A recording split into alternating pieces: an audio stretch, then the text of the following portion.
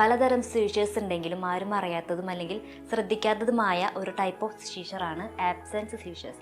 ചെറിയ കുട്ടികളിലാണ് കൂടുതലായും ഈ ഒരു സീഷർ കണ്ടുവരുന്നത്. കുറച്ചു നേരത്തേക്ക് കുട്ടികളുടെ കോൺഷ്യസ് സ്റ്റേറ്റ് പോവുകയും പെട്ടെന്ന് തന്നെ അത് തിരിച്ചു വരികയും ചെയ്യുമെന്നതാണ് ഈ ഒരു സീഷറിൻ്റെ പ്രത്യേകത.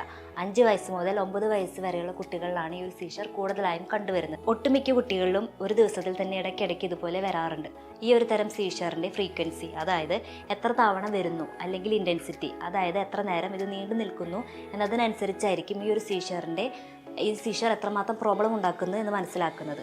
പൊതുവെ 15 സെക്കൻഡോ അതിൽ കുറവായിരിക്കും ആബ്സെൻറ്റ് സീഷേഴ്സിൻ്റെ ദൈർഘ്യം. എങ്ങനെയാണ് ആബ്സെൻറ്റ് സീഷേഴ്സ് മനസ്സിലാക്കാൻ പറ്റുന്നത്? ഇത് സംഭവിക്കുന്ന ടൈമിൽ നടന്ന കാര്യങ്ങൾ അവർക്ക് ഓർമ്മ ഉണ്ടാകാറില്ല.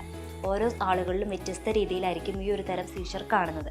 പെട്ടെന്നുള്ളതും അല്ലെങ്കിൽ പെട്ടെന്നുണ്ടാകുന്നതുമായ ബോധക്ഷയം, നടന്നുകൊണ്ടിരിക്കുന്ന പ്രവർത്തനങ്ങൾ പെട്ടെന്ന് നിന്നു പോവുക, ഒരു ശൂന്യമായ സ്ഥലത്തേക്ക് നോക്കിയിരിക്കുക, ഒരു പക്ഷേ കണ്ണുകൾ മുകളിലേക്ക് റൊട്ടേറ്റ് ചെയ്ത് പിടിക്കും, അല്ലെങ്കിൽ ഇത് ഉണ്ടാകുന്ന ആൾ പെട്ടെന്ന് സംസാരിക്കുകയാണെങ്കിൽ ആബ്സെൻറ്റ് സീഷേഴ്സ് വരുന്ന സമയത്ത് അവരത് നിർത്തും. നടന്നുകൊണ്ടിരിക്കുന്ന ഒരാളാണെങ്കിൽ പെട്ടെന്ന് നിന്ന് പോവുക. ഈ ഒരു സമയത്ത് അവരെ വിളിക്കുകയോ അല്ലെങ്കിൽ നമ്മൾ തൊടുകയോ ചെയ്താൽ അവർ റെസ്പോണ്ട് ചെയ്യാറില്ല. ക്ലിനിക്കലി കാണിക്കുന്ന സീഷേഴ്സ്, അതായത് ഒരുപാട് മൂവ്മെൻറ്റ്സ് ഉള്ള സീഷേഴ്സിൻ്റെ പോലെയല്ല ആബ്സെൻറ്റ് സീഷേഴ്സ്. അതുകൊണ്ട് തന്നെ കുട്ടികൾ മാതാപിതാക്കളെ കളിപ്പിക്കുന്ന പോലെ മാതാപിതാക്കൾക്ക് തോന്നിയേക്കാം. അതുകൊണ്ട് തന്നെയാണ് ഇതിനെ ആബ്സെൻറ്റ് സീഷേഴ്സ് എന്ന് പറയുന്നത്.